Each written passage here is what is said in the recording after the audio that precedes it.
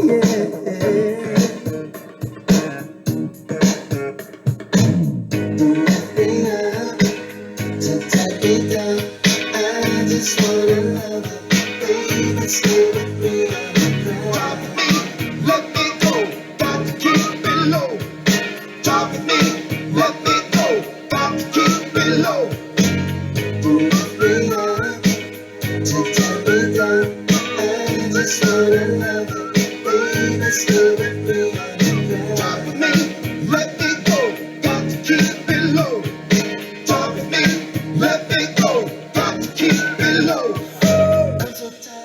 going on, YouTube? How you doing? YouTube, what's going on? Thank you for tuning in now and in the future. What's up? How you been? You and I can't take this anymore. We've got to keep our feet right on the floor. There's no more secrets, no more lying. So yeah, I'm going to talk to you about a couple of things today. Donnie D is one of them.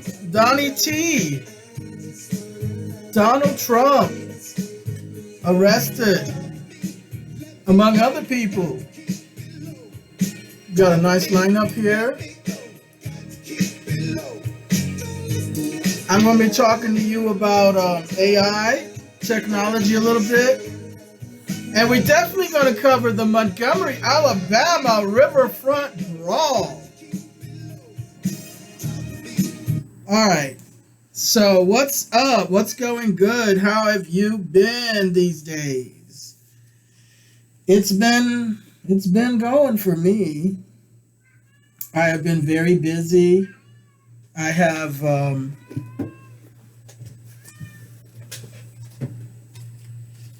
hold on, baby.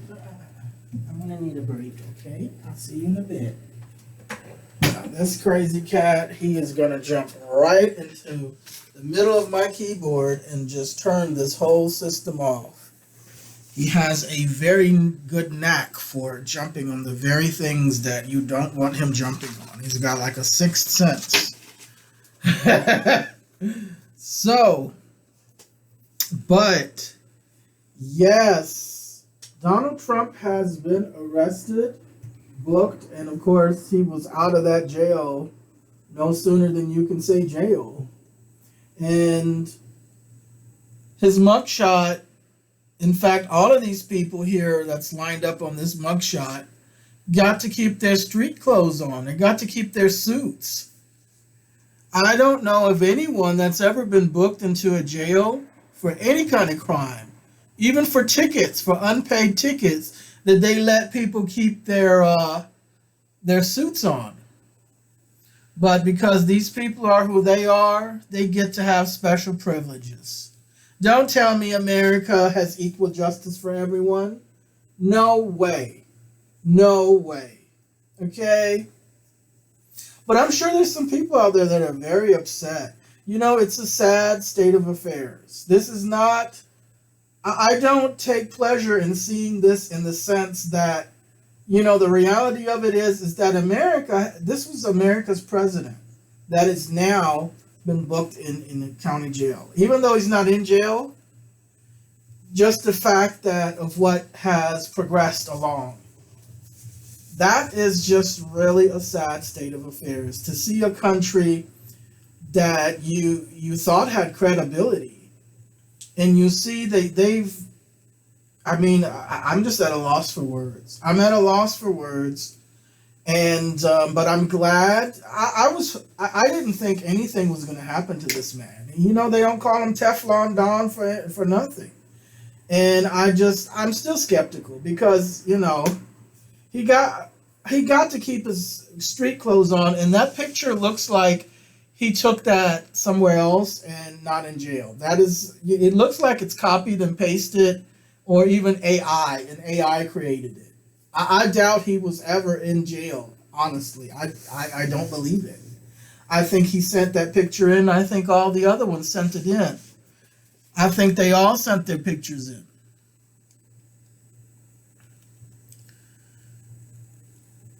So, those are my thoughts on it. But I'll tell you, sure is ugly. Good Lord, look at that look, like a demon. God damn, I'll tell you. So, yeah,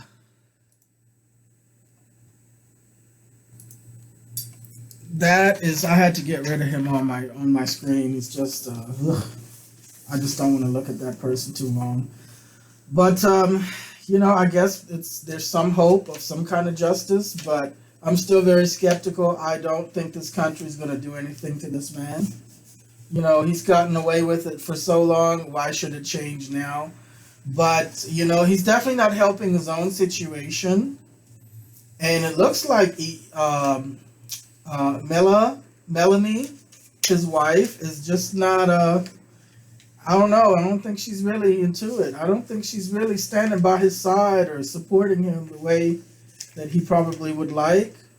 Something about being angry and furious because he put his son Barron in the line of fire, talking about Barron's gonna debate Joe Biden or something like that. That really isn't cool because now that boy has death threats against him.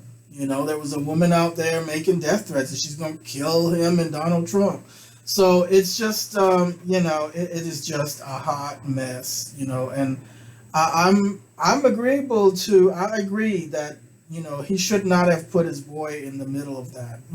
Number one, he's a kid, and to use your kid as a pawn to get back at other adults, like that is pretty low. That is low because that kid, he didn't choose to be involved in this. He has no choice. And he didn't choose to have a father that's Donald Trump. He didn't choose that. And, and he's a kid. Like, all of this onslaught of hatred and misgivings that he's getting as a kid now, that is affecting him. Like, you can't tell me that doesn't affect a child when they know they're getting death threats.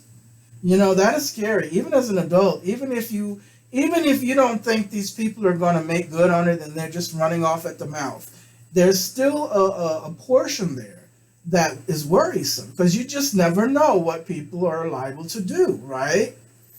So, not very cool. It's not looking very good for Donnie T.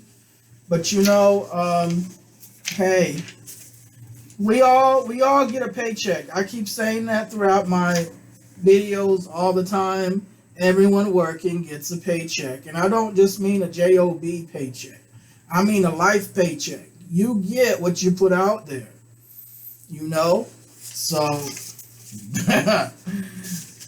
all right, speaking of what you get, what you put out there, let's talk about the Montgomery Brawl. Have you heard about the Montgomery, Alabama Brawl, the Riverfront Brawl? Oh my God. Yes. Nuck if you buck is the key term for that one. A lot of people have been playing this song. You remember this song from back in the day? Yeah, Lil J on the track.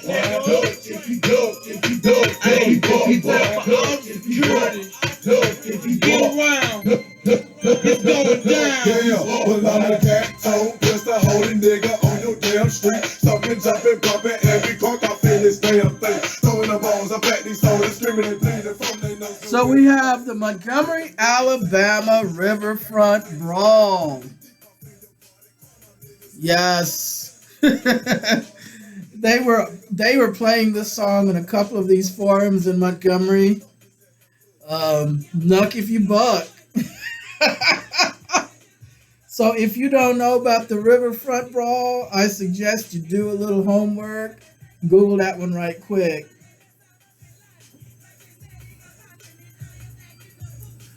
So what, in a nutshell, what went down was that you had some hillbillies, some inbred goons from Selma, Alabama, okay, and they were up in Montgomery Riverfront. There's a river there in Montgomery, and they have tourists there that come and ride the river boat. They have the Harriet there and other boats. And of course, you got people from Selma and from the surrounding areas come up with their boats and their pontoons and things like that. So you had this family from Selma, wife, husband, son, daughter-in-law, or girlfriend of the son, and friends and whomever, brother, right? It was a whole family. And they had a history of making trouble down there, not moving their pontoon and having it parked in areas where it's for the tourist boats, right? Designated tourist boat docking and all of that. Well, they were all up in those areas. And like I said, they had a history of doing that, of causing trouble and, doing what they do. And they have been getting away with it apparently for quite some time. But this day proved differently because they were asked by the I think the Harriet boat that had the visitors, the tourists, was trying to dock or arrive at that specified area for that Harriet boat. And here you have these goons that had their pontoon there, their little boat, and they weren't trying to move. So over the intercom, they had spent about 45 minutes trying to, convince these people to go ahead and move their stuff so, they could get, out of the way. And you had the co-pilot of the boat was sent to shore and, to ask them to remove that boat, remove their pontoon, their boat. Well, they were heard saying racial slurs, the N-word, F that in and all of that because the guy was African American. He was security. He was co-pilot and a security person there, okay? So he was just doing his job. He was just doing his job. That is all the man was doing, okay? And these people knew better. They knew they weren't supposed to have their stuff docked there, okay? So, they were calling him in and all of that. And then, of course, there's videos. There's a zillion videos out there. If you haven't seen it, go Google it. Look at, Google Montgomery, Alabama Brawl, and you're going to see all of these videos come up. And you can watch this. I'm not going to play any of this right now. It's out there for if you want to see it, if you haven't.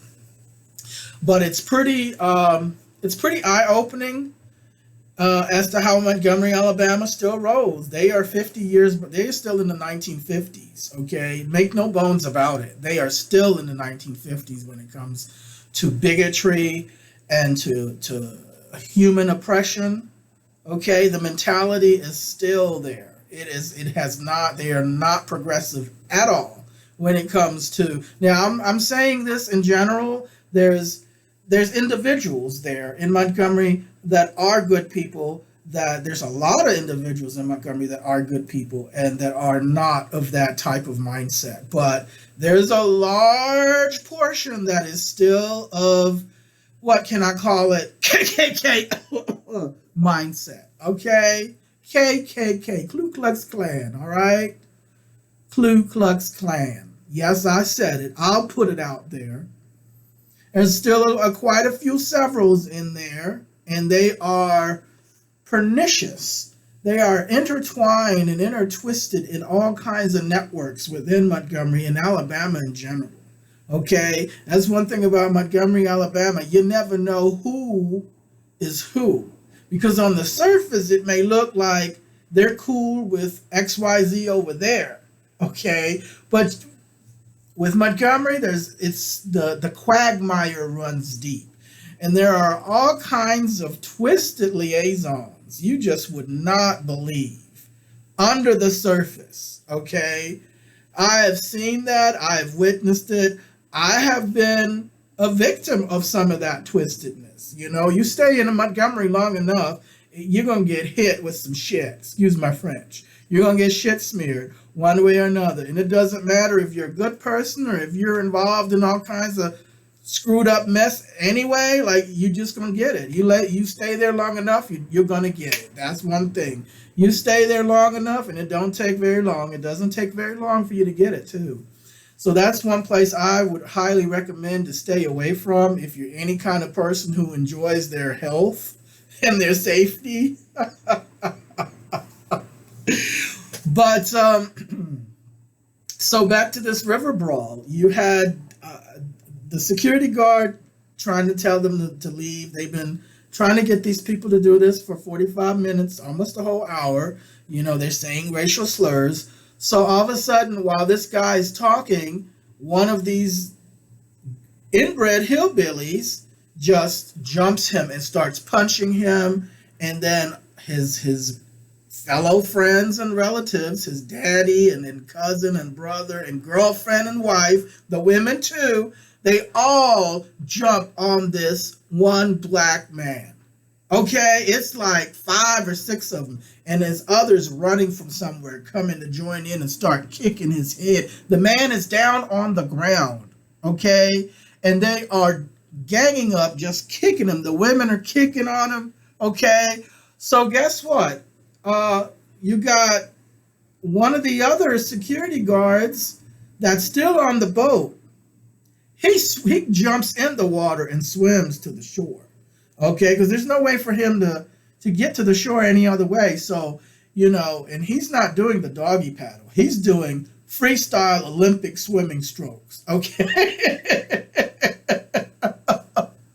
And he gets on shore and he helps defend his coworker. Okay, and by the way, he's got some moves on him. That kid, I think it was 16. He's got some moves because he's lifting them big, fat, hillbilly, inbred, overweight, overgrown, overfed, frozen mayonnaise eating motherfuckers, lifting them up off the ground and slamming them back.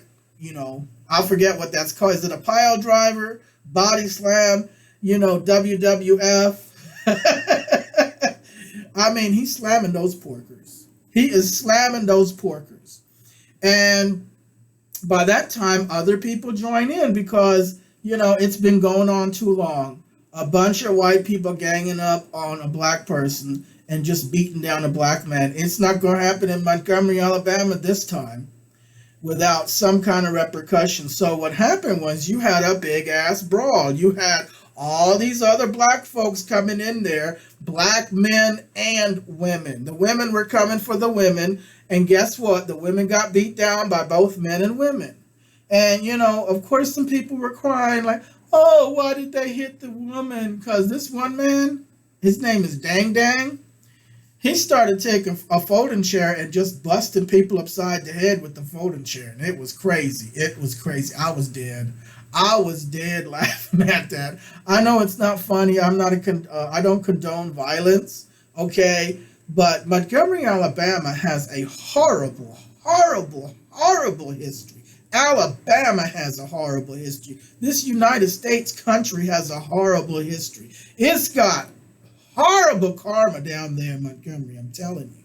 Okay? There is some horrible karma down there. And there's things you're not going to be told in the history books that happened down there and may likely continue to happen down there.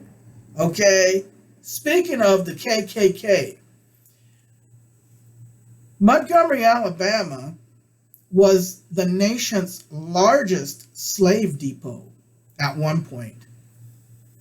All of the slaves that were going to different states were coming through Montgomery, Alabama's slave depot.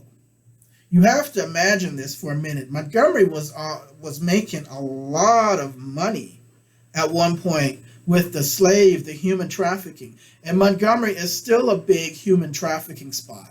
Okay? Make no bones about it. Just because slavery is illegal on the books doesn't mean Montgomery, Alabama stopped dealing in human trafficking. They got a different types of flavors, and it's not, you know, they're not going to hang posters up. We got 3 slaves ready to be sold, you know, but Montgomery is still big in human trafficking, and that includes women and children, okay? So, but Montgomery has a horrible karma because They took black people. Not only did they enslave them, but they lynched black people. They terrorized black people. They took little black babies and fed them to alligators and made parents watch and made families watch. Brothers and sisters, little kids. Little black kids had to watch their little infant sibling get thrown to alligators and get eaten. And if you closed your eyes and if you refused to watch, you would be lynched or done the same way if you were small enough. Because they were not beyond throwing a toddler or a school-age kid to the alligators. That's how terrible this history is. You can look this up. It's all true. Look it up. You're not going to hear this on the news. They're not going to tell you this in the history books. You know where the Nazis got their ideas from? They got it right here from America. From places like Alabama.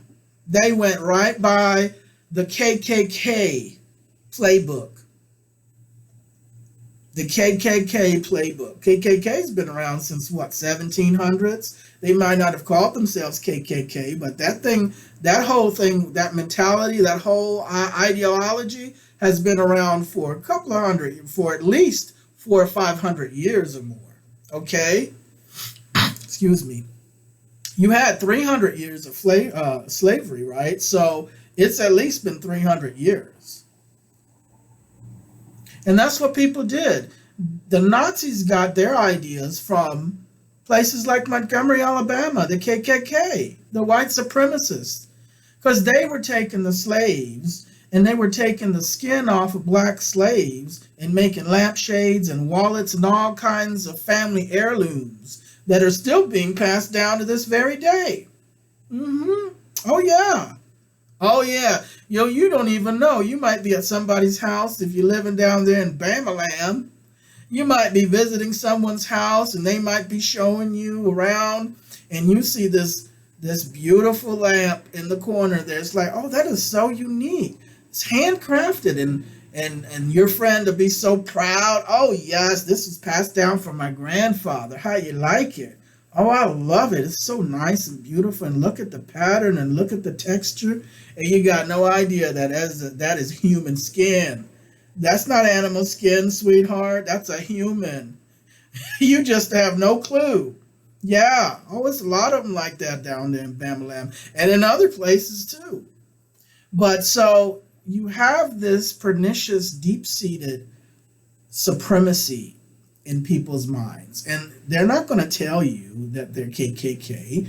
They have a vested interest in hiding that. That's one thing about KKK. They don't want to be known. They don't want to be outed. They want to keep that secret. And logically so, because if you're known as a KKK person, like, your chances at anything are pretty much ruined. You're not going to be mayor. You're not going to be governor. Hell, you're not going to even be a Girl Scout leader, okay, or Cub Scout leader. You might not even be made manager at Target, okay, because that kind of thing on your back, that kind of history, that's not a good look, okay. So anyway, going back to this, they ganged up on the security guard. They just was beating him, and all of a sudden, all these other people were coming to the rescue, and it was pretty bad. Like I said, there was one dude that just started taking a folding chair and just slamming people on the head over it.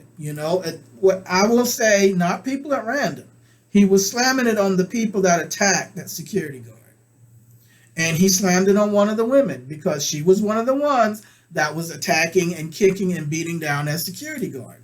So, a lot of people had something to say about it. I'm not a proponent of violence, period, whether it be a man or a woman. Okay? I'm just going to put that out here now.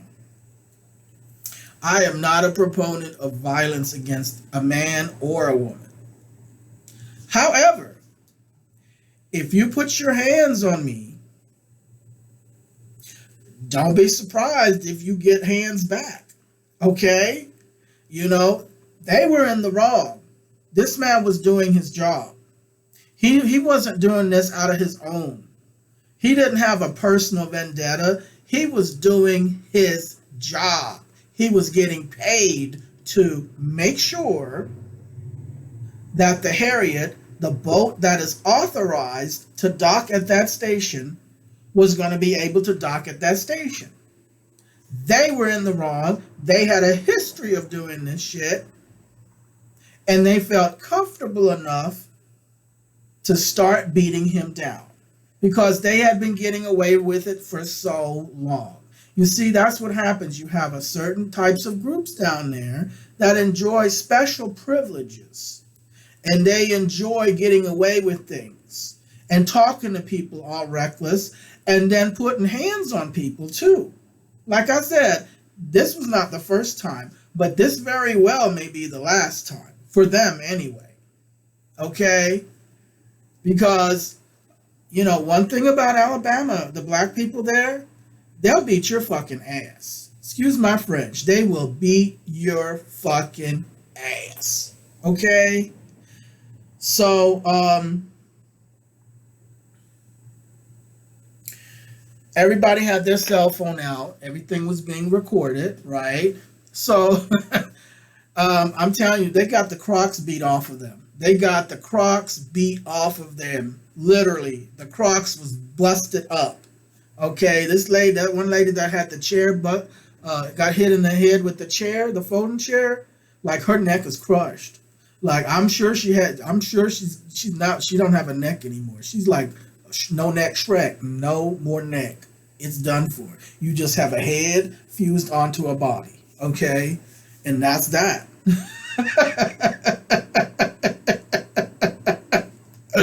But hey, she got what she deserved. Okay? Listen, ladies, don't get in there and put your hands on grown men fighting. If your husband is involved in a fight and he's getting beat down, you're not going to be able to protect him, sweetheart. Okay? You don't have enough manpower. Okay? Don't get in there with men fighting. I'm just letting you know. Because you may get busted up by a man, and then don't cry because you put your hands on him, you know. There's a lot of ladies out here thinking, oh, you know, I can just put my hands on a man and he's not going to hit me back. And that may not be guaranteed, sweetheart. It may not be guaranteed, especially if your man was in the wrong in making the first aggressive attack, okay? All right? If your man is attacking somebody and you know he's in the wrong, then you better not get in that fight. You better find something else to do. Okay? Go call your friend, you know, go file your nails, you know, go, you know, call police, call 911, try to find help in a police officer, because if you get in the middle of it, chances are you're going to get beat down by a man. Okay? And you're going to scream, oh, how horrible, and women shouldn't be hit. But baby, you were in there kicking this man's head while he was down. He was down to the ground. It was 3 other men on top of him, and you joined in and kicking him in the face because it's all on cam. So you deserve to have gotten hit with a folding chair on the damn head. Yes, okay? Hey, like I said, this goes for men and women. Don't get into a fight and then act surprised when you get beat down by people. Okay? Especially if you're in the wrong. If you're in the wrong, don't do it. Don't do it. So check this out. This family from Selma. Hold on, let me get something to drink.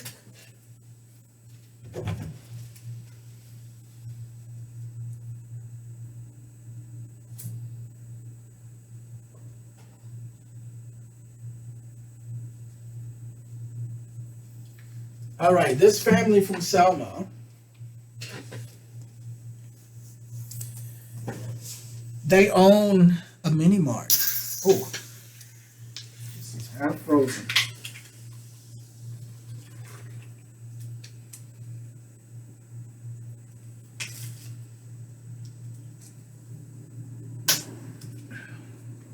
They own a mini mart. These people that beat and attacked this guy, the security guy at the Montgomery Riverfront, and, you know, initiated this brawl that it turned out to be, they own a gas station mini mart in Selma, Alabama. Selma is about 45 minutes away from Montgomery. It's very close by. I actually used to work there a long, long time ago. I worked at the very hospital these people went into for treatment after they got beat down. Selma Vaughan Regional Hospital. So, excuse me.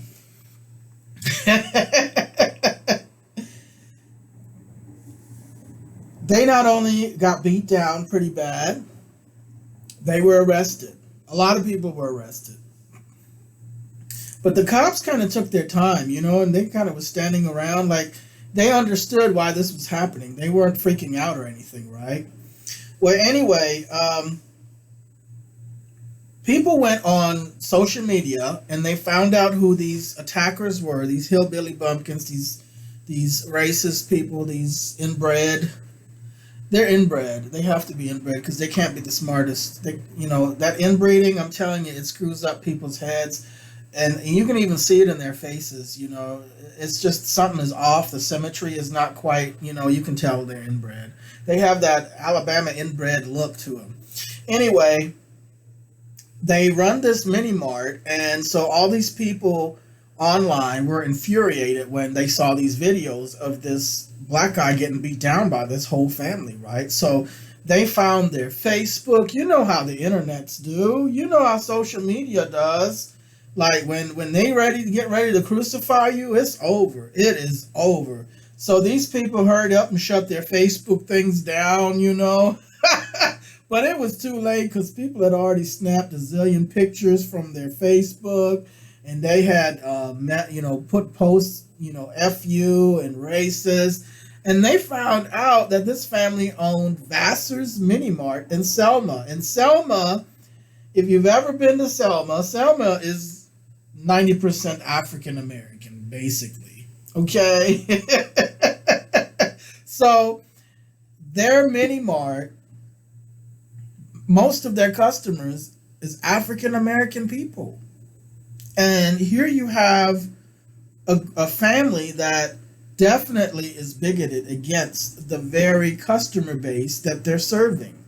It's not a good combination, If your bread and butter comes from the very people that you hate and would rather see dead than alive, that you disrespect to the point where you're just going to beat down, you're going to gang up and beat down, you're going to gang up and beat down a black man who's only doing his job.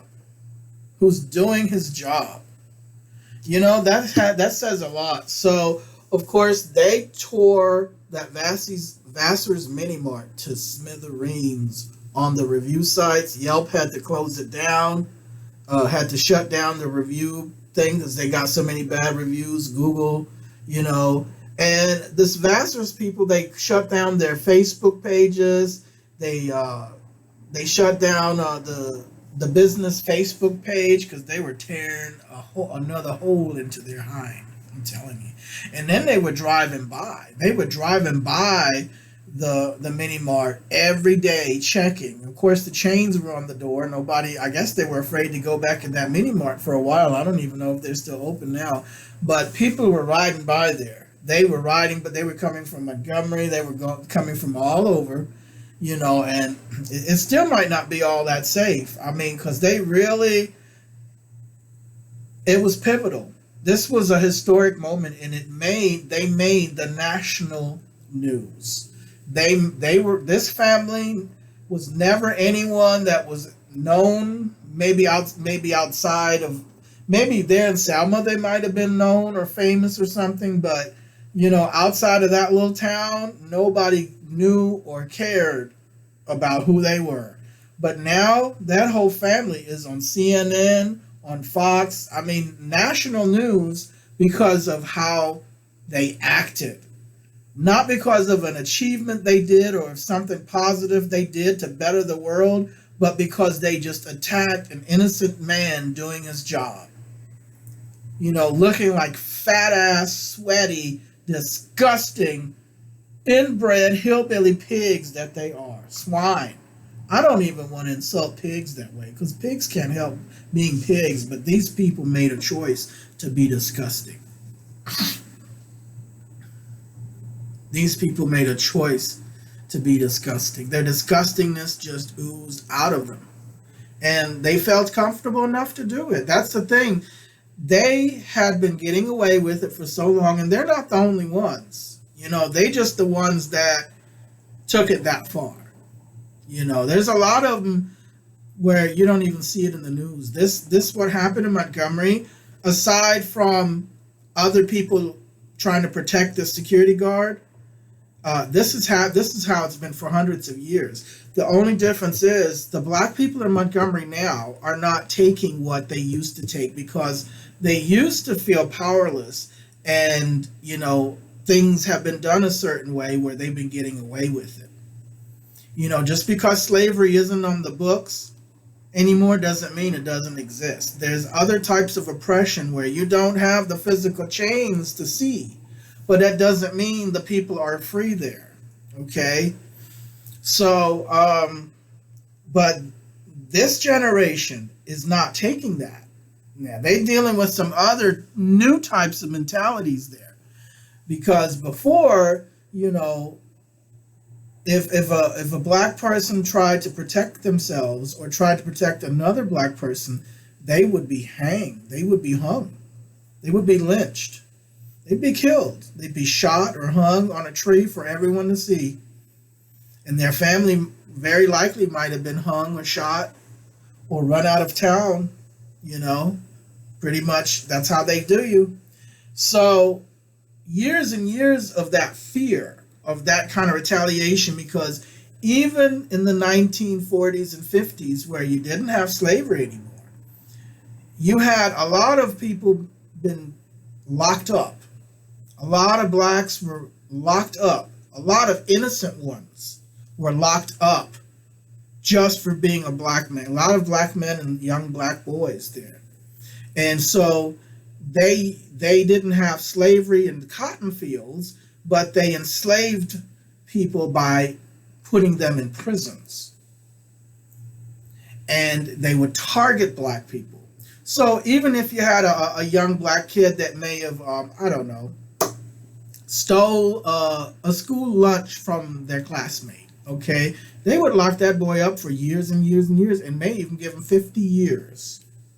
That's how it goes. The punitive punishments were just extreme for people of African American heritage as opposed to non-African American. And so legally they could still enslave that person, because what are they going to do with you in prison? You're going to work, and you're going to work basically for free. You might get 20 cents a day. That's nothing, right? You what can you do? Now in prison that might be something, because your commissary, you can buy crackers and ramen noodles and things that you don't get with your regular food, because they halfway starve you in those penitentiaries. You're always hungry. So, you're going to need some money for the commissary. But outside, 20 cents a day, you'll never, you're going to leave out of there with $500 if you get out of prison. That's another thing. Not too many black people got out of prison. They ended up dying in there, and you had all kinds of shady ways of getting them killed. So the slavery, it didn't stop. Only on the books it said XYZ, but you had enslavement from the cotton field now into the penitentiary system. And in the penitentiary, you can work that person basically for free, 20 cents a day or whatever, you can do whatever you want to that person. And that's another big money maker is in this country. And most of the people in the penal systems that are making money for these private corporations that are running the jails and prisons are people of African American heritage. Hispanics and African American is the majority of the groups, are the majority of the groups in the prison system. Because when they get into any kind of trouble, and a lot of times they are innocent. they are innocent and they have just been chosen as the one to take whatever, hit they have to take. It's forced upon them. So Montgomery has that history, and see, they had a mayor, Elmer Fulmer, who was a mayor for a long time. He had a lot of power and clout, and he would be riding in those police cars himself. Called himself fighting crime, but he was known to also target and keep, quote unquote, keep blacks in their place. Okay, they didn't want them to get ahead. Not any further ahead than they were. Certainly not. No. And so you had a lot, and you still have a lot of that going on. You see, what you have in Montgomery, the mentality of Montgomery, let me tell you something. And this is at many different levels, and it transcends color too. Okay? But Montgomery started this particular mentality, and it's not just Montgomery. I'm not saying Montgomery came up with this, right? But the core of Montgomery, Alabama, Montgomery, Alabama is one of a sinkhole, sinking mud, crab mentality that pull you down. They don't want you to get out of this quagmire, because that's what the place is. It is nothing but stagnant quagmire and vipers every corner and every race too. It's just something about that. I say Montgomery has bad karma because of that slavery history, and they took it from the Indians. They took that land, and they enslaved the Africans, and they raped and pillaged the Native Americans that owned that land, and that is the karma they have to carry in their veins to this very day. But if you live there, whatever your race or heritage is, you're going to get a piece of that karma. That's the thing. And it is one of backbiting and keeping people down. And the mentality, what they like to do is, if you're somebody progressive, if you're somebody that has boundaries, if you're somebody that's mentally healthier than what is there, and you say, hey, this isn't right over here, child abuse and covering up child abuse in this organization is wrong. If you say racism is wrong and this is wrong to put this guy in jail just because he's a black kid, it's wrong to shoot this person here just because they're transgender and let them lay in a ditch and nobody cares, police don't even bother, really investigating who killed this person because it's a transgender person, no one cares, right? That bigotry, that's not right. When you have people come out and point these things out, what people like to do is they like to get you locked up, and they will threaten you, I'll get you locked up. Because that's how the KKK has done it all these years, you see? So when I say KKK mentality, I'm not just talking about KKK, because it was already there before the official KKK came along and called themselves Ku Klux Klan and KKK. This mentality has existed for a long, it is hundreds, maybe even 1,000 years old. Okay? It is old. It is old. Deeply rooted. Deeply rooted. And it comes in several levels. You have people that use it because they're wanting to keep the African Americans in a certain place because of the way they see it. But then you also have different kinds of mentalities that do it for anybody that's wanting to be free and that's wanting to have, to make people aware of the injustices that have gone on. You know what I mean? So that's what they do with people. They lock them up. And of course, I'm not saying that there aren't some people in prison who are of African American or Hispanic background who aren't guilty of what the crimes have been charged and they need to be in prison. Yes, there are many that need to be in prison like anyone else of any background.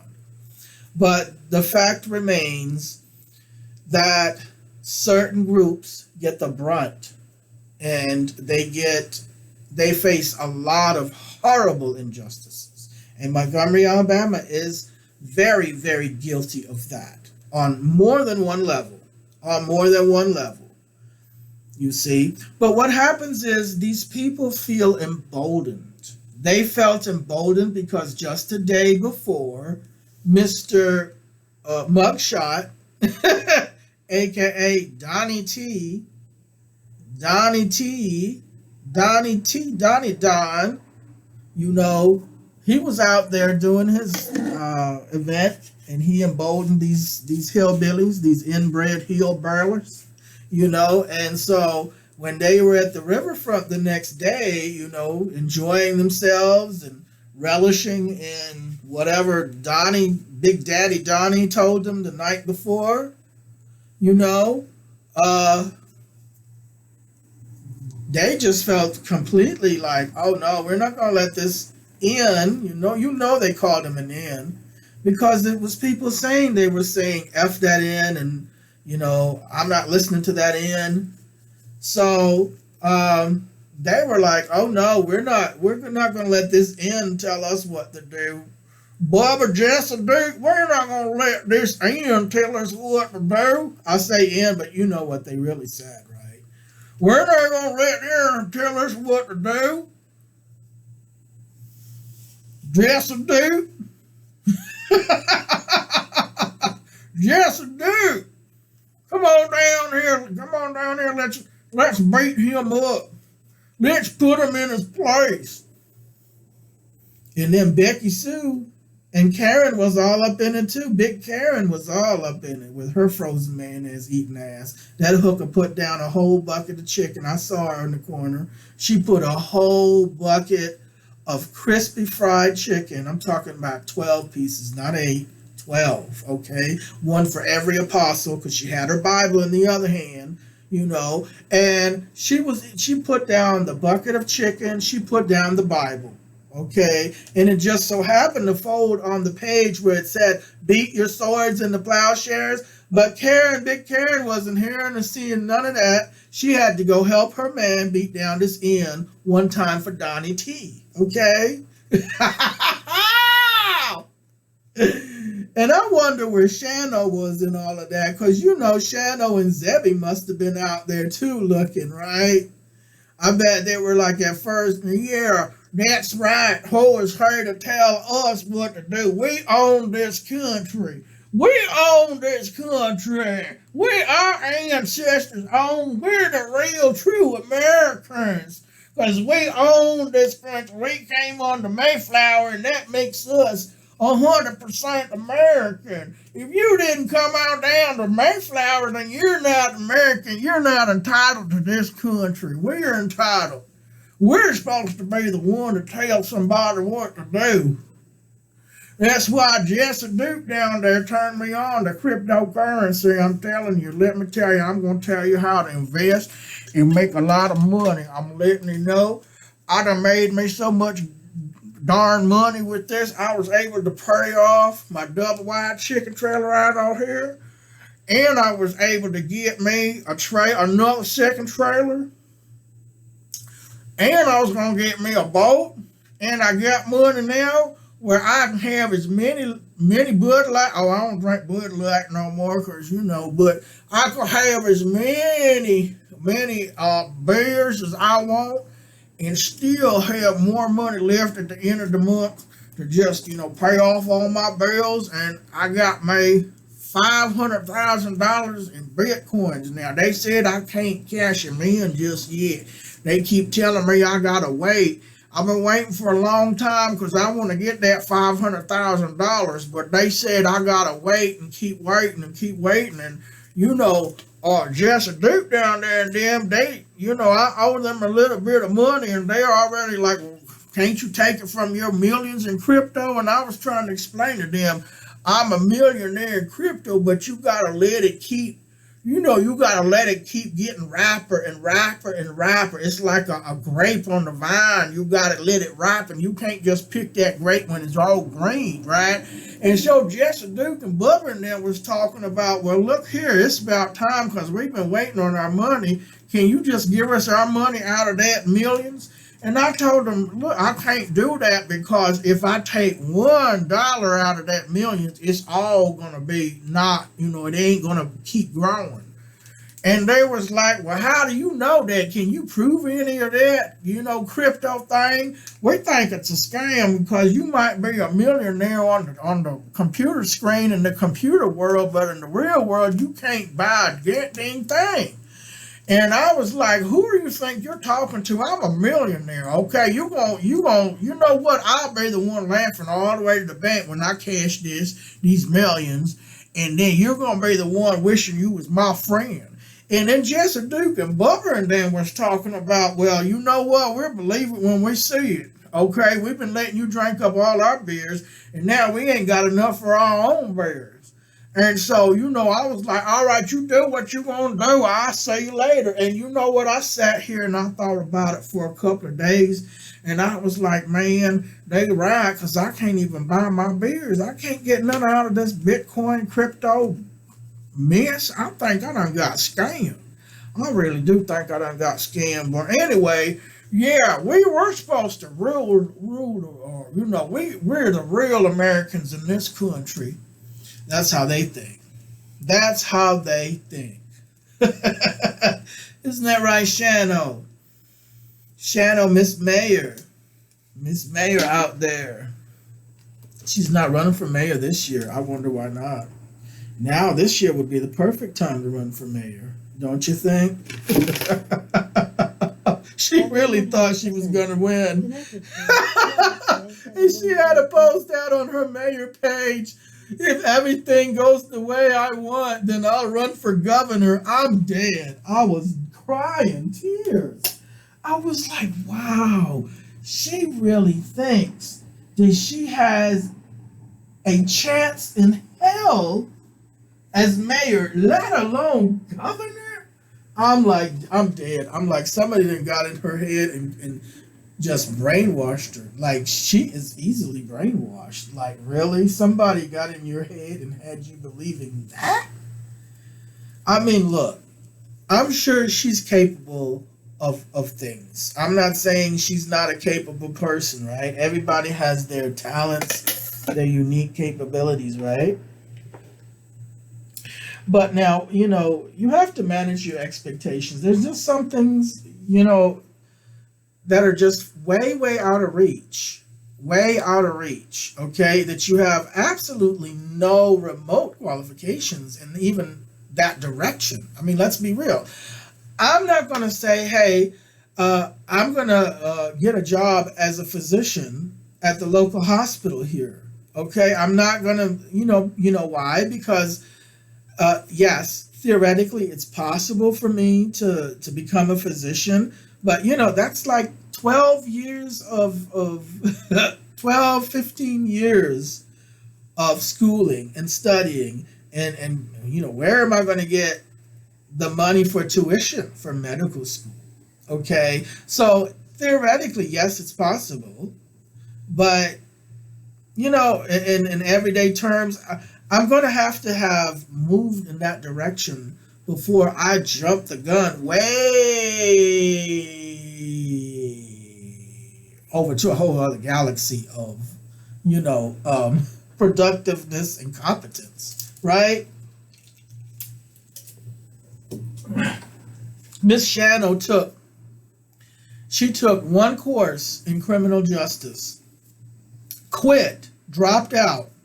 I don't even think she took a real course. I think she took the orientation to South University. That was the university where she supposedly studied criminal justice. She took the orientation and dropped out immediately. Because you know why? Because she was like, oh my God, that's too much to read. That is way too much. It's too much for my head. I can't do it. She was going to have to stick her nose in a book. And homegirl does not read, okay? I'm here to tell you. She might think she reads, but she's no reader, okay? She is not in my book, not what I call reading, okay? I had to come all the way from Germany to teach her how to read English, okay?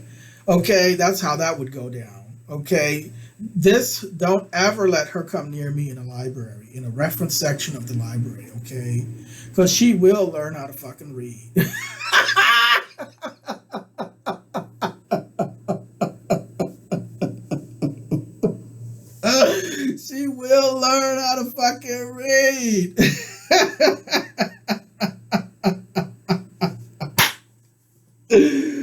And the literature and the books that I have ready for her to read. Oh my God. You know what I mean? Ow! Yeah. I'm going to pump that head with some damn multivariable calculus for starters. Oh yeah, I'm going to go hard right away. Oh my God. Anyway, yeah, Miss Mayor thought that she was going to be mayor. She really thought she had a chance. And it was so, you know, the reason she ran for mayor, she posted it on her Facebook. She says, I'm feeling cute. Think I'll run for mayor. And, you know, she really did. She had a picture of herself at whatever office with a register for to run as mayor. I was crying. I was crying. I was like, wow, is this real? Like, I had to pinch myself. I'm like, is this real? Like, this was surreal. This was so surreal. I'm like, wow, she is really gone. Like, she is cuckoo, cuckoo, cuckoo. Like, the lights are on, but nobody is home. Okay? Nobody's home. Poor thing. No, not really. But you could tell she needed attention. Was so desperate to see her picture blown up on a big poster board that said Ferrari for mayor on the busiest highway. Okay? She needed to have that because she's irrelevant. And you know, when certain people age, they can't take it. Like they're not going to accept it. They just not. And, you know, she had burned so many bridges with people out there in her hometown, Montgomery. That's another thing. When she was running for mayor, all these people came out who she had done wrong. And that's another thing is, don't run for mayor if you done got some skeletons in your closet. You know, if you hurt a few people out there, don't run for mayor. You know, or if you got family that's hurt a few people, like your father, Zebedee Henry, you know, hey, don't act surprised if those people come out and say, hey, she did X, Y, Z to me. Well, it came out that she was actually KKK, had a history of the KKK. They were calling her Miss White Power. Yes, and it's alleged that her father, Zebedee Henry III, there's multiple ones, he's the third. I say the third turd, how they call his religious guru, Anthony Morris the third turd. So anyway, her father, yeah, he, you know, we know the story with Zebby over there with the Jehovah's Witnesses. I need not continue on in that and elaborate right now, but it isn't good. He's definitely not a person who protects children. I'll put it to you that way. Because he bullied one that he knew was getting abused in the worst ways. He knew it, and he continued to bully that one. Yeah. Real upstanding guy. When he wants to be. But then there's another side to things, too. So anyway, yeah. Miss Mayor had all that going on in the background and was acting all surprised when it came out when she ran for mayor. Like, what did you think, sweetheart? You know, and she was threatening to sue people left and right. Every person that had anything critical to say about her, they might not have even been saying anything bad. They might have just said, hey, I wouldn't vote for her. She was slapping them with cease and desist threats, you know, threatening people she was going to sue them and sending them cease and desists in their Facebook messengers and shit. Oh, yeah, she sent me one on a Reddit thread of all things. I was dead. I was crying dead.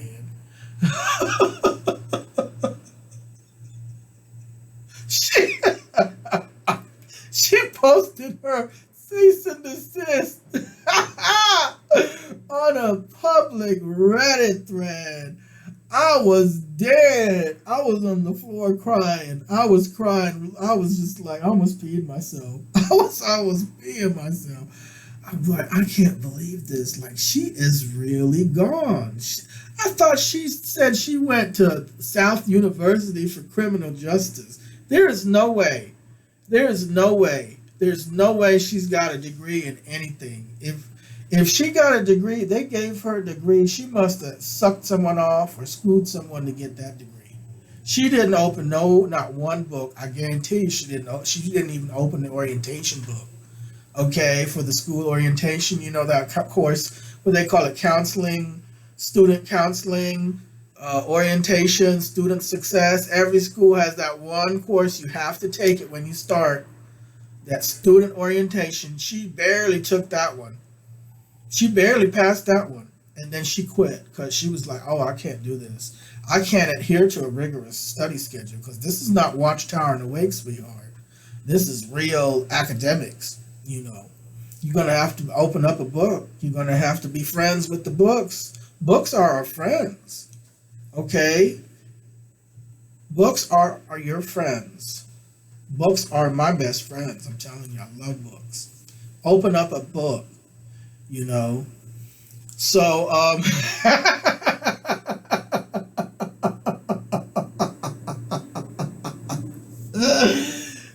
what was I saying about Shano? Yeah, so the allegations were, and still are, that Zebedee, her father, Zebedee Henry III, was part of the KKK back in the 60s and 70s.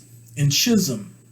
This is a section of Montgomery that used to be all white, and around the 70s, early 80s, it started to integrate. You know, you started to have Hispanics and blacks come up in there, and I think there was even some Asian, some Laotian people coming in there in the 80s. I had a friend who was Laotian. He was one of the people that went to that school there in Chisholm. I didn't live in Chisholm, but I had to go to the school of Chisholm. I lived in a subdivision that was a little bit better than Chisholm, for sure. It was mostly elderly people at the time. But Chisholm was very run down. It was very run down. So Boylston was where the area that I was in. So Boylston was... Zebby went to Boylston, to KKK meetings in Boylston. That is the allegation. And that allegedly, he would take Shano to those KKK meetings. And that's where the Miss White Power comes from. But I think there's something else. I think there's something more to that story why they're calling her Miss White Power. I am still digging and researching, finding out.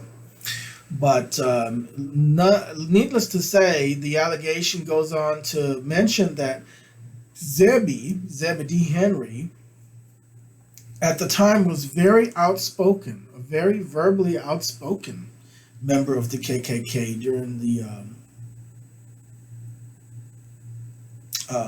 70s, was it 60s, 70s, 80s? Okay. And that he was very verbally outspoken about it.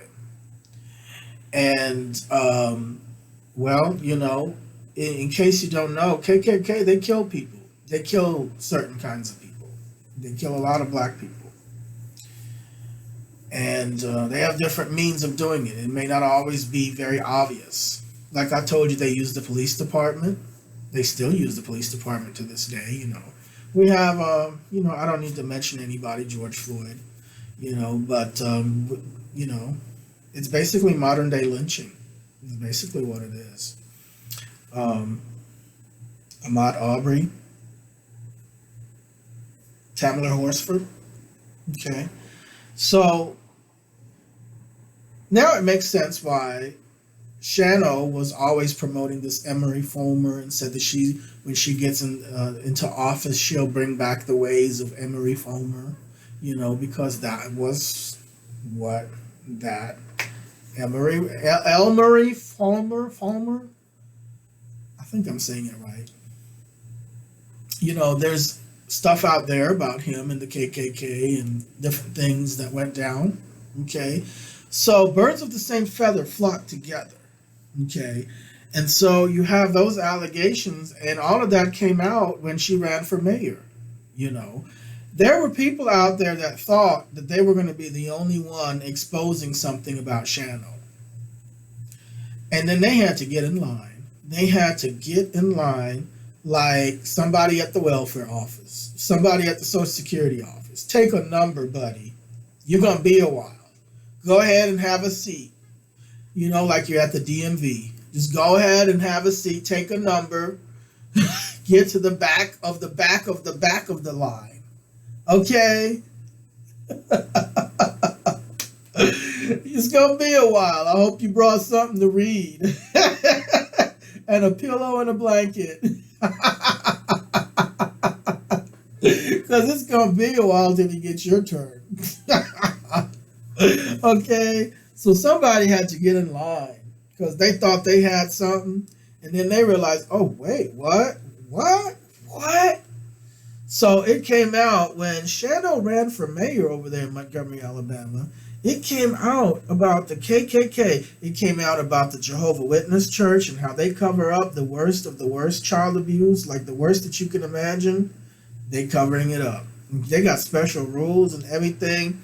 And she was part of that. She even told when she ran for mayor on television, she was like, last but not least, they asked her, what are your qualifications to run for mayor?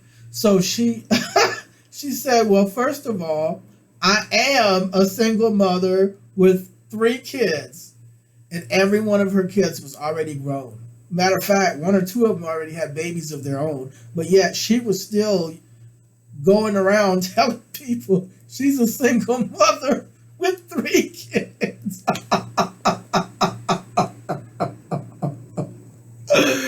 Oh my God, I was dead. And then she was like, and I've had 3 jobs and worked ever since I was 19.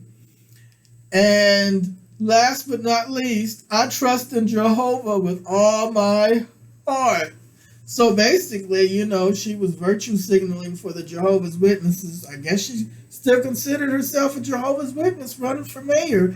And if you know anything about the Jehovah's, politics and voting and joining the military, let alone running for mayor, is a big, big no-no. Oh, no. That is worthy of God destroying you. Okay?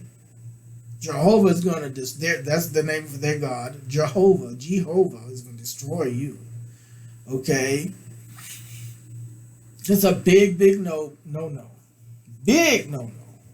Big no-no. Okay? So how she managed to pull that off, I don't know. I'm still scratching my head over that. But it must be the inbredness over there that doesn't register that is something very wrong according to their own rules, right? Yeah. It's got to be the inbred hillbilly inbreededness. Inbreededness? You see what I mean? It's just, yeah. But anyway, yeah, so all that came out about her and Zebby being KKK and the church stuff there with the Jehovah stuff. And then she turned out there and doxed somebody as a transgender. I tell you about these people call themselves doxing somebody, you know, call themselves outing someone for being transgender. I tell you, well, homegirl didn't fare so dang well because, you know, thing with anger is you can use it to help you or you can use it to really be your own enemy with it. You know, it all depends. Managed and controlled anger is always the best, but homegirl's buttons was being pushed and she was out of control. So I already knew she was going to do what she was going to do. I was going down the list, checking it off. Okay, she did that. This is the next step. Check. Yep, she did that. Check. Just took a little longer than what I would have thought, you know. She's a little slow. Poor thing. Not really. But yes, she's a little slow. Anyway, so she went out there and just doxed a transgender person, thinking she was doing something. And then, lo and behold, the whole town read that and said, what? A transgender person? So she was dating a transgender, or she was trying to go after a transgender person. So, instead of people thinking of her as, oh, she's the one that ran for mayor that was a little, a little crazy. Now the whole town is just buzzing. Transgender. What? Transvestite. What? And it's a sizzling. It's sizzling for real. It's sizzling like a dang steak. You know what I mean? Like a big juicy steak. A T-bone. No, a bone and rib eye. Okay, a 30 gram, not an ounce. A 30 gram bone and rib eye, grilled to perfection. So forever, her image and her name is tied to this crazy gossip about transvestite and transgender because she outed a transgender person in retaliation. She targeted an LGBTQIA person. And that is forever stuck to her name and image now. Of her own doing. Oh, she did it. And it backfired. Because now, the thing with that is that, anybody running for mayor or whatever, you run for politics, you're going to get drugged through the mud, right? We all know this. And we all know our place. I'm not ever going to run for mayor, okay? And that doesn't mean because I don't think that's possible for me. Theoretically, it's possible. But I haven't worked towards that goal long enough to realistically expect to even have a fighting chance, okay? Number one, I have never, ever ran a budget as big as a city budget. Okay, I've never handled money that big before. Okay, that's number one. Number two, I don't have enough experience in the legal field to run a city as a mayor. Okay? That doesn't mean I can't, but I haven't put in the work. I don't have years of a history built up, right? So if you're somebody who's looking to get into politics, you're going to start at the place appropriate to the level where you're at. You're going to understand this isn't something you can just run for because you think you're cute. You've got to do the work ahead. You've got, you're not going to just go out here and be mayor right quick because you think you're cute. Oh my God. What a bimbo. A delusional bimbo with a big ego. And you know what? That ego is so paper thin. I am telling you, she was sending out cease and desist to every single person that was saying anything about her. She was deleting people, kicking people out for clicking like on a comment that she didn't like or she didn't agree with. Yes, she runs these groups, she needs these Facebook groups for her little power trip because she doesn't have any power in real life. She's lost control. So the only thing that she can exercise any power over is a couple of chickens and donkeys and, animals in the yard because they're not going to tell her about her. They're not going to talk back to her, They're just going to be thankful she's feeding them, But, a person might be different there, so, Yes, she really thought she had a chance to be governor. Can you believe it? And she's steady hanging on Kay Ivy's arm, steady trying to snuggle up to Kay Ivy. Kay Ivy doesn't want her. Kevy Kev done sent somebody over there to let her know you need to keep a healthy distance from me now, sugar. We don't want, kind of toxic, kind of radioactive. Nah, these people down there that Montgomery Riverfront Brawl, they got exactly what they deserved down there. And so they went and, I don't know how their store's doing, those people that attacked the guy. But I think it's, It's something for everyone to take a look at. Violence is never the answer, but at the same time, sometimes you have to do what you have to do. That's why we have military forces. And there are conflicts on many levels. The war that's being fought in another country, you might think that's far away from you and me, and it's very distant, and it's over there, or it's on TV, it's far removed from you and what you're doing right now. But that same war is being waged in your personal relationships and in your professional relationships every day, all day. That same war is being waged inside of you, the conflicts you have with yourself. So when you see it out there, far away over there with those people who are in that country, understand that there's a level that pertains directly to you and what you are and what you're going through.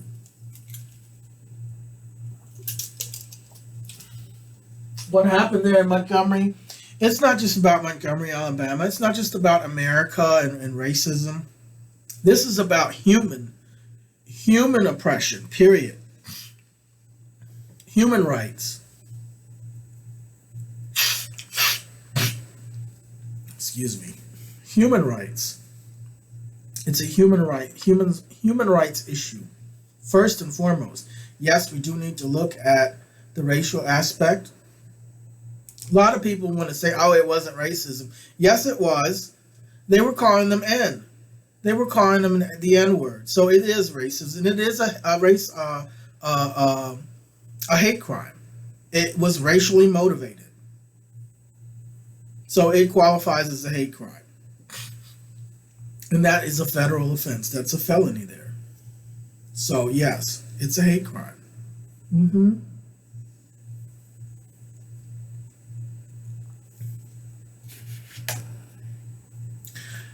What was I going to say about that? I had some more to say about it.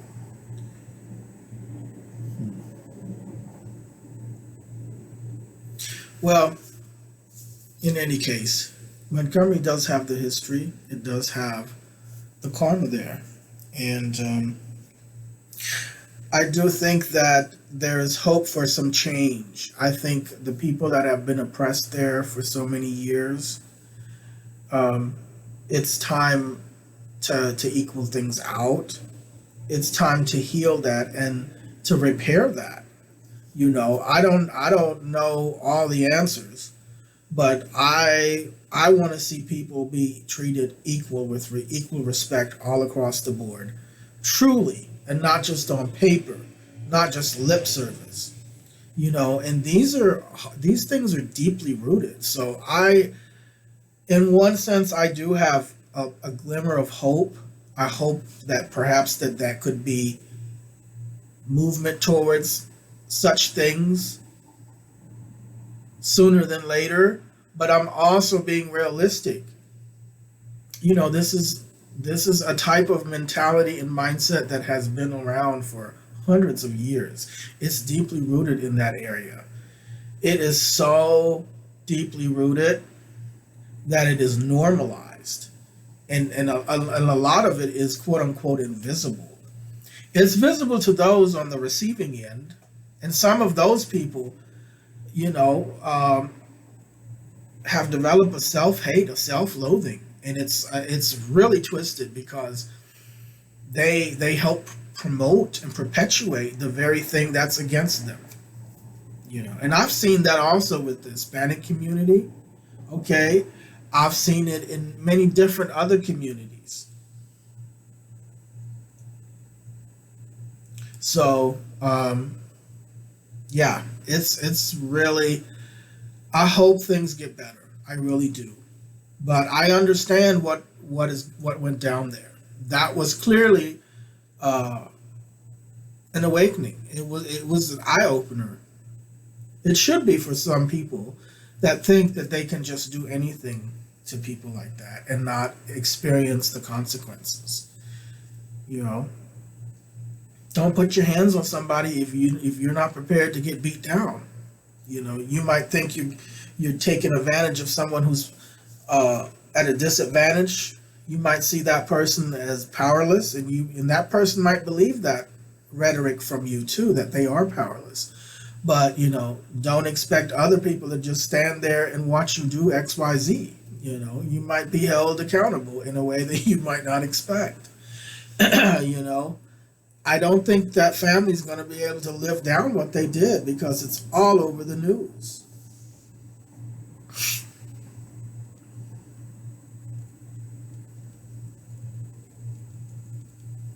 And so you're dealing with felonies here, and even if you stay out of jail, but now what are you known for all over the nation?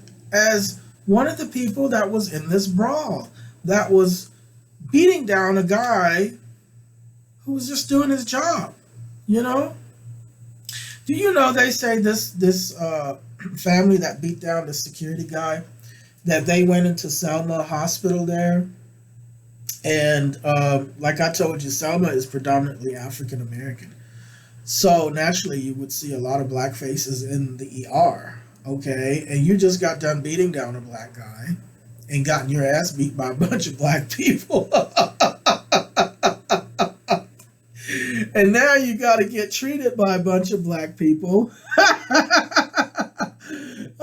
They were freaking out. There was people in the ER that followed them and was filming them. And one of the lady, I didn't see it, but the lady said there was she was a nurse at the hospital there, and that they had these people that had beat up this black guy were coming in there because they were injured, and they had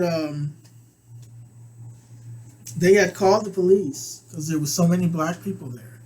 And they had asked the police, they said, there's too many N's here. They used the N word. And they said, there's too many N's here. And, they wanted them to come down and help them. And so the police was like, you can choose to get treated or you can leave. So they were made to leave. So I guess they were afraid that, instead of the ER people treating them, they were going to get a second ass beating.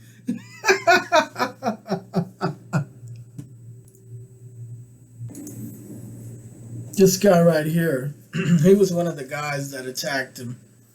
He got the Crocs beat off of him, stomped all the way through his Crocs. Can you believe that? Wow, that is crazy.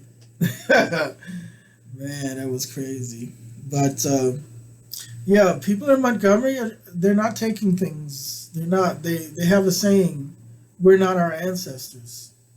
And that's letting people know they're not afraid to assert their own rights and to protect themselves, and to go for equal rights, for true equal rights. And, that's what people like to do. The slave masters of old, they were able to just kill people. They were able to just lynch them. Then you had anti-slavery laws, but then the police force was used to continue things. Because prisoners, you can force them into labor camps. You can force them to work. And they would get little to no pay. And then you have, on other levels too, the same kind of mentality, you see. You have enslavement of the mind. It's all cult. It's all cult brainwashing. White supremacy, any kind of supremacy, racism, supremacy, it's cult brainwashing. You have religious cults, of course, and again, it's the same type of thing. The least powerful, the most vulnerable of the group is used and abused and exploited. So in religion, you have it targeted at the women and children, right? So then you see an inequality there. The men have more rights and more power just by being men, automatically, than women and then children, right? And then you have a large portion of cover-ups because of that abuse of power. You see? And you have it on different levels there. There's different types. When I said human trafficking earlier, I meant the type of trafficking that you would think of traditionally, but also there's other types, and they're at multiple levels. And it is a hotbed of multiple types of human trafficking in Montgomery, Alabama. Yeah.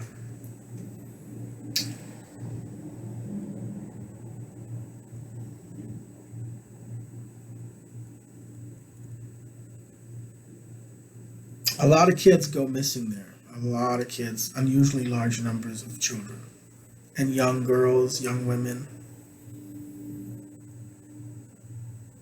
Unusually large number.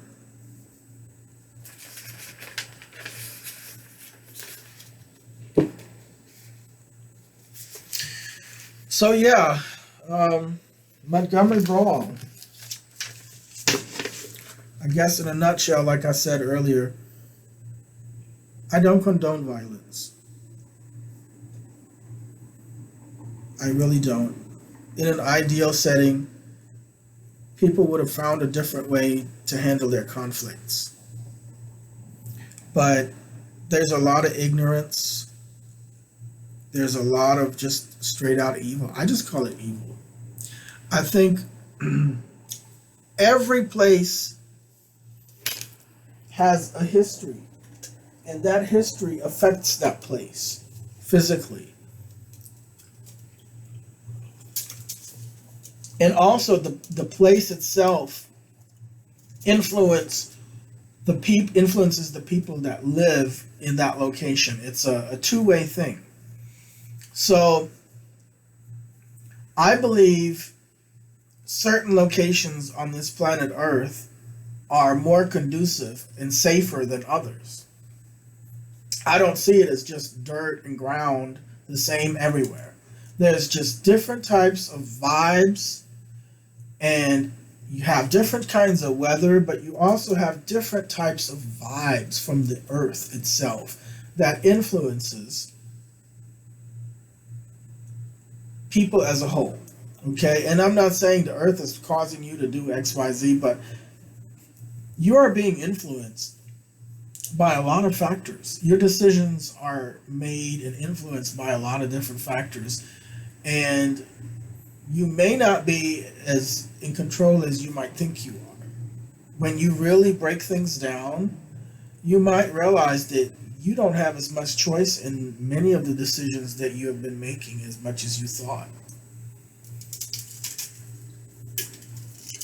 And see, a lot of people aren't really aware of these things because, number one, you're busy with your own life. You know, you're working, you're paying bills, you might be raising a family, or you might be going through an illness, or, you know, you might be involved in a hobby, or whatever the case is. A lot of people aren't as aware about it. But the social media, the cell phone, there's a lot of brainwashing going on. And, you know, it's being done through the AI and the algorithms. And part of that is because you have companies that are interested in getting your money. But much more than that, they're interested in your mind and capturing your mind. That's what they're really wanting. Because if they've got your mind, they've got your money, they've got your soul, they've got everything. And it's quite systematic, and it's advanced because they're using technology to work against us in some kind of way. And, you know, I'm not about conspiracy theories or anything like that. It's just these are facts that I've researched, and you know, there's a lot of brainwashing going on in a lot of different areas. I mean, you know, when you're looking at advertisements, it's constantly, you know, they're trying to get you to see things a certain way, ultimately for you to go and buy whatever it is they're trying to sell you. But in that area there, the ignorance runs very, very deep. And you have vicious cycles, you know, feedback loops vicious feedback loops where you have white people there being ignorant and racist towards blacks, and then you have the blacks being retaliating back, and then it's inadvertently feeding into stereotypes that some of the bigoted whites see or think, and then they retaliate back, and it feeds into some of the bigoted stereotypes that some of the black people think of all white people, right? And it just goes back and forth, back and forth, back and forth. And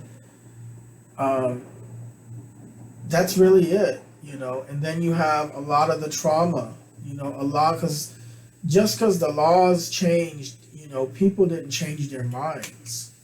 That's the thing, you know. You can't change a whole culture's mind on something that's been a certain way for a long time, just because now you've changed the laws. You know, you always think laws take a long time to change, but it takes a lot longer for the people to change, you know. But something definitely has changed with part of the people there. And I think that is a glimmer of hope. Unfortunately, it went down the way it did, but hey, I'm not going to say I feel sorry for those people. You know, they deserve to get their ass beat. That's the way I look at it. You know, and it was funny. It was funny looking at it. You know, especially when that one lady got thrown in the water.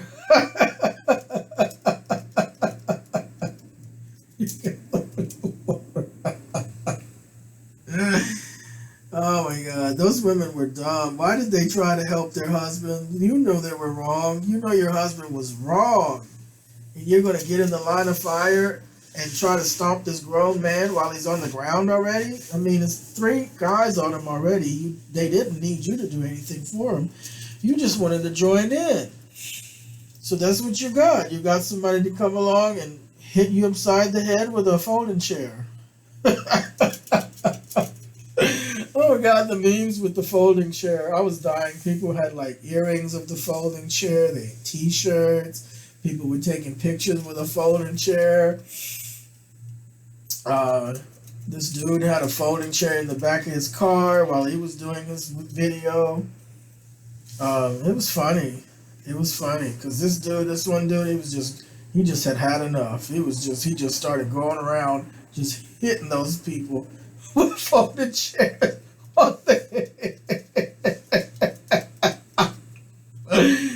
Oh my God, I guess they were like, oh shit, the ER is all black people. They're going to kick our asses all over again.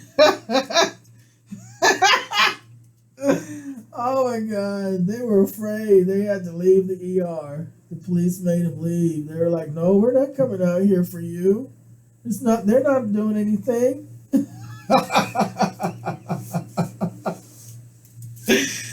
Oh yeah, that is hilarious. They were afraid.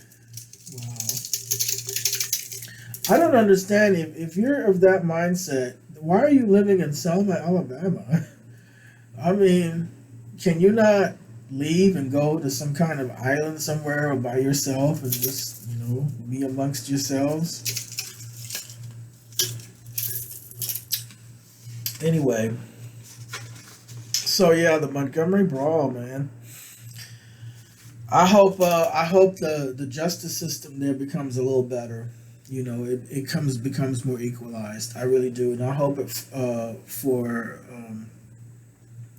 LGBTQIA people as well.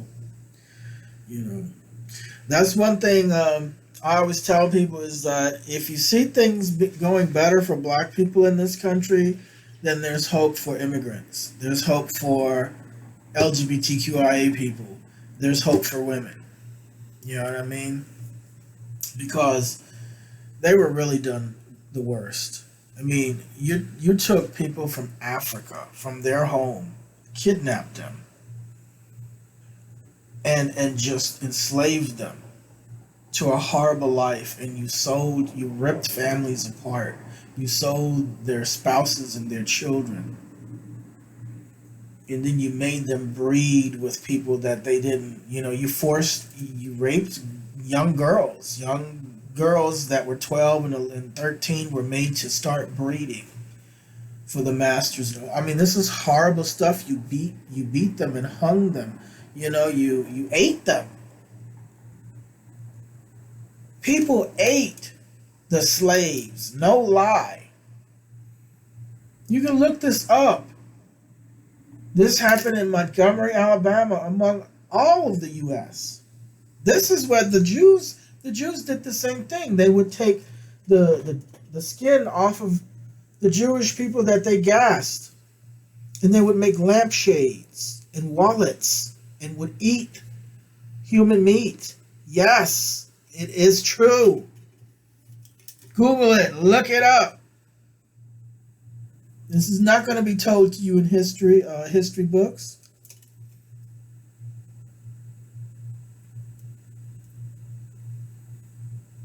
I was in Montgomery a number of years, and I had school there, and they never said anything about any of this in any of their history books. I got the watered down bullshit history that no one gave a damn about in any of those classes. I made certain to just tune it out because I had a stupid teacher. Her test literally was just a list of dates, and you had to write what happened. Like 1865, 1922, 19 this, it's like there was no context. There was how do you study for that, right? You just memorized a bunch of dates, come on now. But that was because she didn't know it either. Because if she knew the history, she would know how to teach it better than that.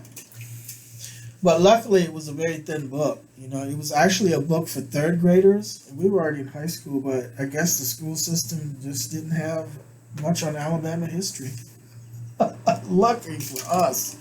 Because, I would have just gagged if I had to read a 300-page history book about Alabama.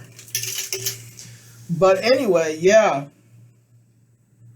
Yeah, there's a lot of difficulty there. There's a lot of injustice there that still needs to be righted. Sure does. Divine, I'm a strong believer in karma and divine justice. It may not come when we expect it to come for somebody that might have done us very wrong, but the wheels of justice do turn. That's one thing about it's a universal law. If there's a debt, it has to be reconciled. There is a universal accounting system out there. That's nature. Everything in the universe is about number. Everything boils down to a number. If you ever seen that movie, The Matrix, and everything turns into these strings of numbers, that's basically what everything is. At the core, it's all number. It's all a coordinate system in numbers.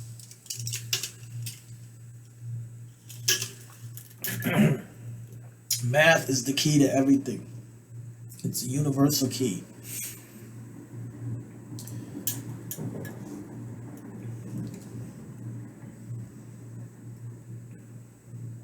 I mean, we do math in everything. When you go grocery shopping, you're doing math. When you're eating dinner, you're doing math. You're trying to figure out how much you're going to leave a tip if you're going out to dinner. When you're doing taxes, you're dang sure doing math. When you're getting paid, you're thinking about math, right? When that check is short, wait a minute, what? So when you're getting your refund from different items, math is the key to everything. And that's another thing in this country. It's a lot of people are math illiterate. They don't really know how to count. Those Jehovah's Witnesses, they dang sure don't know how to count. I'm telling you, they got a weird sense of math and counting. Can't really believe anything they tell you.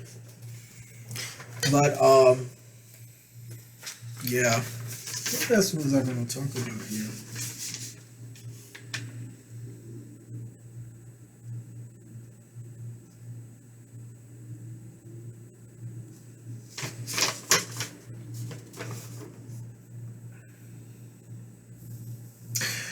Yeah, I was going to talk about this Montgomery thing here.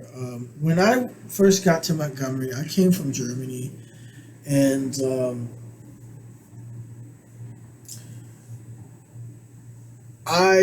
it was a culture shock for sure. It was a big culture shock.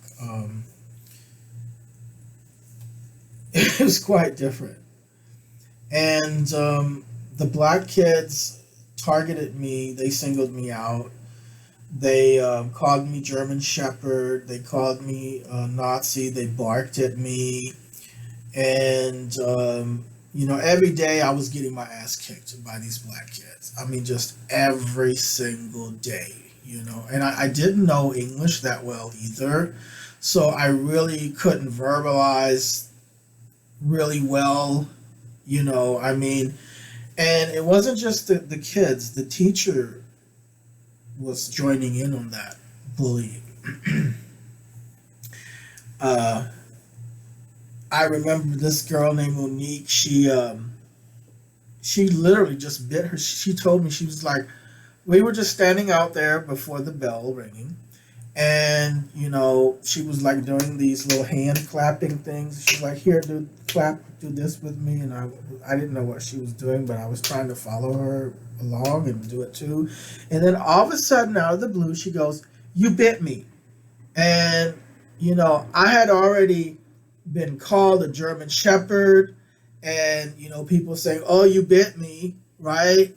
So I'm like, okay, she's being an asshole like these other kids, and I didn't even know her. Like, she, for some reason, she just said, "You bit me," and turned around and walked away, right? So I thought she was joking. I thought she was just being an ass, right? Well, when the bell rang and I got into the classroom, the teacher calls me over and she says, did you bite Monique? And I'm like, no. And so I'm like, oh, shit, like she went and told the teacher I bit her. So she calls the Monique over, and Monique has her index finger and there's teeth marks there. Okay. So clearly the girl has bit herself and there's teeth marks, right?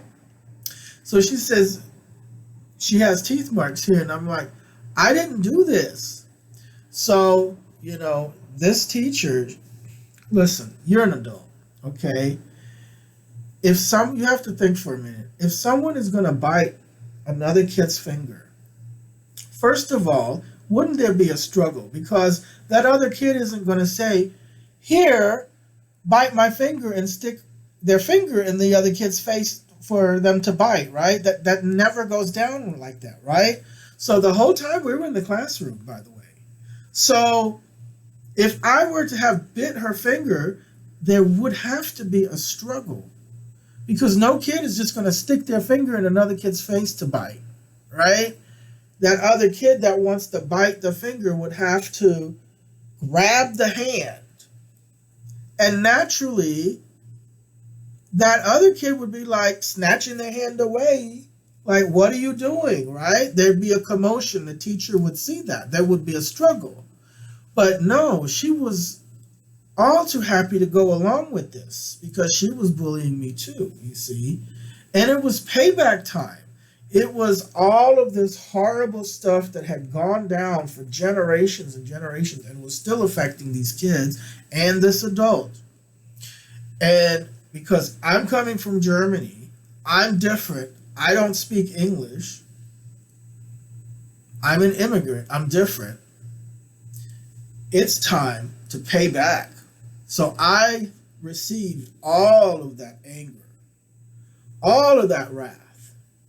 Oh, yeah.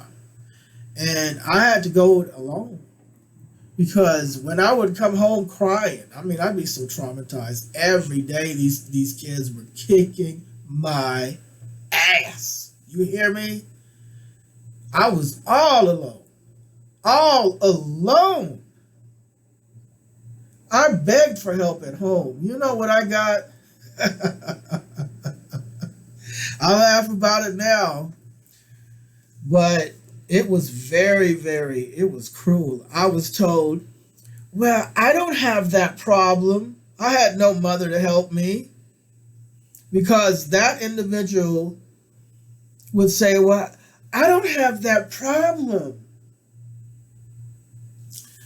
I'm very ambiguous looking. Okay. I look like so many things. It all depends on who's looking at me as to what I get clocked as. And usually they'll clock me the same thing as what they are. Okay. If it's a Mexican person, they're gonna start speaking Spanish to me right away. They're not even gonna ask. They're just gonna speak right away. Okay. And I am part Puerto Rican. So they see that. But I'm truly a California fusion. Okay. I have over 17 different ethnicities in me, according to Ancestry DNA and Genome Link and 23andMe, MyHeritage, and a couple of other ones. I've actually spent some real money doing DNA tests, and each of them have different things that they have come up. Some of them have similar, but some of them have things that didn't come up in the other one. So that was very interesting to learn, is that one DNA test is not going to give you all of your DNA. So you might still have things in you that you're not even aware of. So anyway, back to this. I look racially ambiguous, okay? And that can work for or against me. It has been both a blessing and a curse. It works against you when you are in a very bigoted place with really, really bad karma from slavery and racism and all of that. Then then you could really fare badly, because you are now a target of from all sides, okay? From all sides. And it was payback time for one group on me, including adults that joined in. And then I couldn't go home. I didn't have no one to help me. I was told, well, I don't have that problem. And I was basically dismissed. I was basically, told, stop crying about it. So I was getting my ass kicked every day, all by myself. I had no one to help me. And I became afraid of those black kids. I became afraid for a while. I was afraid because I was getting my ass kicked every day, right? And there was no one there to really help me understand. Number one, there was no one there to protect me and take me out of that situation, okay? But also, there was no one to help me understand that I didn't have to be afraid, and to help me. I don't think I could have understood it the way I understand it now, because I didn't know all of this history that I've kind of touched on earlier. The terrible things that people were put through, the lynchings and their children being fed to alligators. This is horrible stuff. Cannibalized. This is horrible, horrible stuff. And people in this country, they want to talk about the Nazis, but the Nazis came over here to America to copy America's KKK playbook when they went and did what they did to Jewish people, okay? They came here. So when you talk about the Nazis, you're talking about yourself, because America is where it started, okay? America's where it started. Good old America. Yeah. And you have it at other levels too. You have this enslavement. People want to enslave their children. They want to indebt those children. They want to enslave them. They want to handicap them so they'll always be dependent on them, so they can have power and control, because that is not a person to them. That is an extension of them. That is their property. So again, you have that same mentality. You see what I'm getting at? You got that slave owner and enslavement. It's all cult. That's what cults do. It's all cults. And it's different levels. Some of it is in big organizations. Some of it you have in the family unit, in interpersonal relationships. But me getting beat down like that every day it was bad. I cried every day. I did not want to go to school, and I love school. I love books. I mean, I was one of those weird kids that loved going to the library. Books were my friends. Like, I always felt at home with books. My imaginary friends were teachers and professors. They still are, actually. I'm just gonna put it out there. I still have imaginary friends. Everybody that claims to be Christian is has an imaginary friend, by the way. Anybody that's out there, religious, you got imaginary friends, okay? You just call it something else. But anyway, it takes imagination to reach outside of the everyday reality and have a vision, or to have faith, or to have hope, right? It takes imagination. So that's the only way to do it. So anyway, but back to this. I was traumatized from these experiences, and in many years passed where I wasn't able to process that. If you've lived in Montgomery, Alabama, any significant amount of time, you will come away with some kind of trauma, and that that's pretty much a given. And I came away with some traumas about that place, and this one was a deep one because I was alone. I was so powerless. And, it was in a strange country I didn't want to be in, because I didn't want to leave Germany, my home. I didn't want to leave my friends. So I hated this country. And then, I was getting beat up all the time. No one was helping me. I hated my life. I was in a very bad place as such a young kid, and to have teachers, adults join in on the bullying, that was just, it was so scary. It was just insanely terrifying to me. And it just took every ounce of everything I had to go to school. I was so depressed. I would cry every day and beg not to have to go to school. And, that was odd for me because I loved school. I loved learning and books and, but yeah. So that was very hard to go through. Eventually they took me out of that school, but not before I had a lot of beat downs. Okay. A lot of beat downs by those kids. But now looking back as I'm older, I realized something important.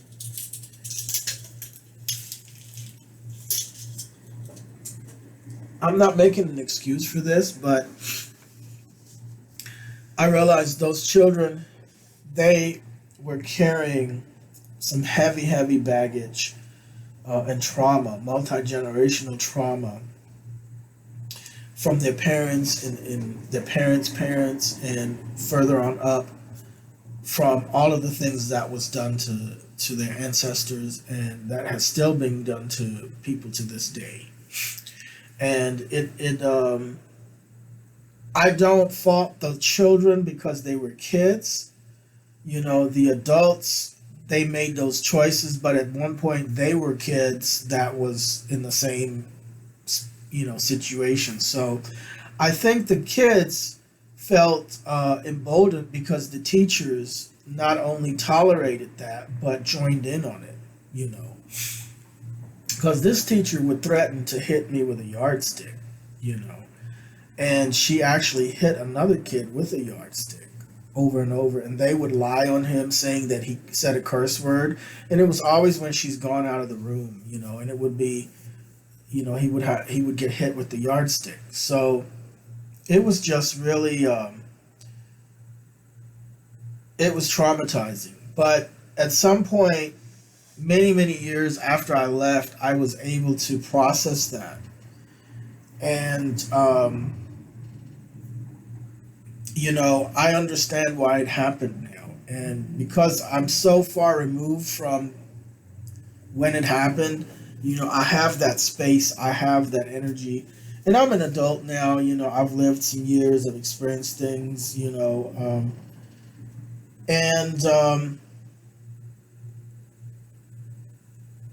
it was part of what it was. It was, I didn't know where I was, and I didn't have, I wish I would have had an adult, compassionate, safe adult around me that, first of all, could have taken me out of that situation. And then, at some point, guided me to understand more and more of the area, the place that I'm in, and, why that happened, and it's not to excuse it. Again, I'm not excusing any of it.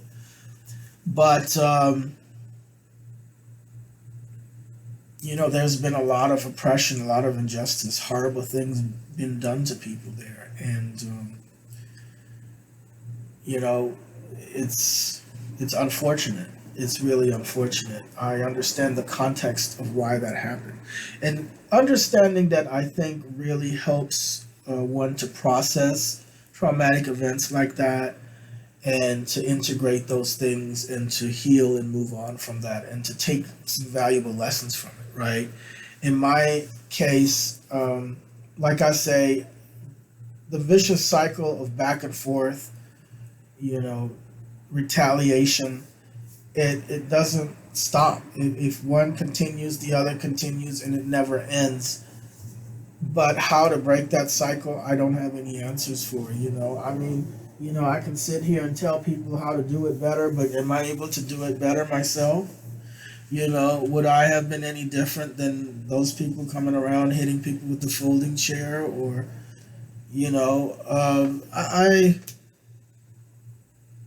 I would like to say I would have had a better way to do things or a different way, but you just don't ever know until you're in that situation. So, but now looking back and understanding some context, I feel like I have healed from that trauma, and you know um, seeing it for what it is, because I think there was a lot of things.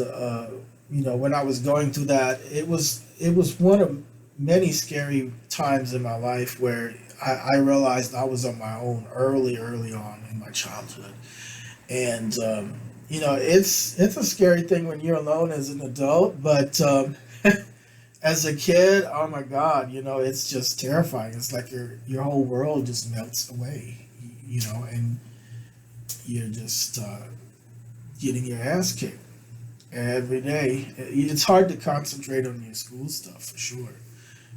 I don't think I made the best grades because I just couldn't. I couldn't process anything that I was trying to read. And you're trying to learn English. That's the thing. Not only are you trying to keep up with the actual school stuff, but you're trying to also keep up with the language. You have no one's helping you learn it. You have to teach it yourself. This English you hear me speak, no one taught it to me but me. You hear me? Me. I taught myself English. I never had a tutor. I never had a babysitter. I never had a parent that bothered to sit down with me. I was stuck out here to sink or swim, and swim I did. So yeah, but anyway, I guess that's all I've got for you today. Is it? Let me think.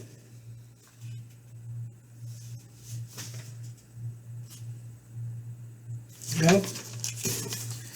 That's all I got for you today. Yeah. I come away with my experience in Montgomery having learned some valuable life lessons on several levels. Number one, boundaries is very important. Having healthy boundaries.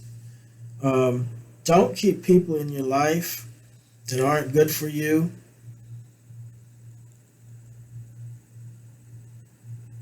That don't mean you well. Don't keep them around just for the sake of XYZ. Don't do it. Because eventually they're gonna get you. So that's one thing I learned. I also learned, even though Montgomery could use a lot of improvement. I understand why it is where it is. I understand now. I would like to think I have a better understanding. I don't think I fully understand ever because, it's a very complex place. There's multiple levels of Montgomery. So, yeah. But there's definitely history there that I don't want to be on the receiving end of any of it because it is very, very terrible. Very bad things. And that energy and that karma, it has to be worked out. So, yeah.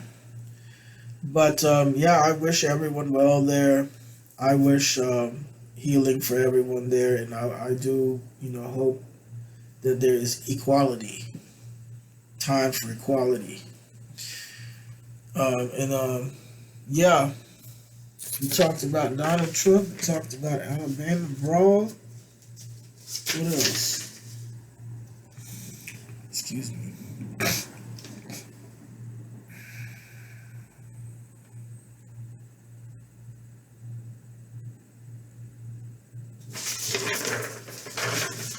Yeah, I think that's about it.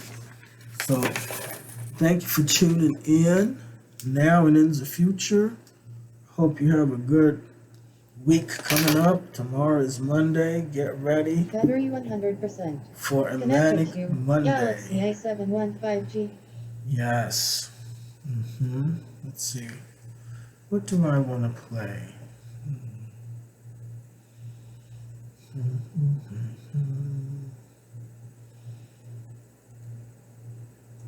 I'm scrolling through my list.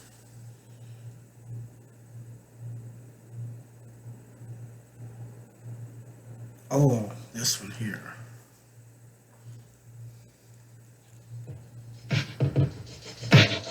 I have this thing where I get older, but just never wiser. Midnights become my afternoons.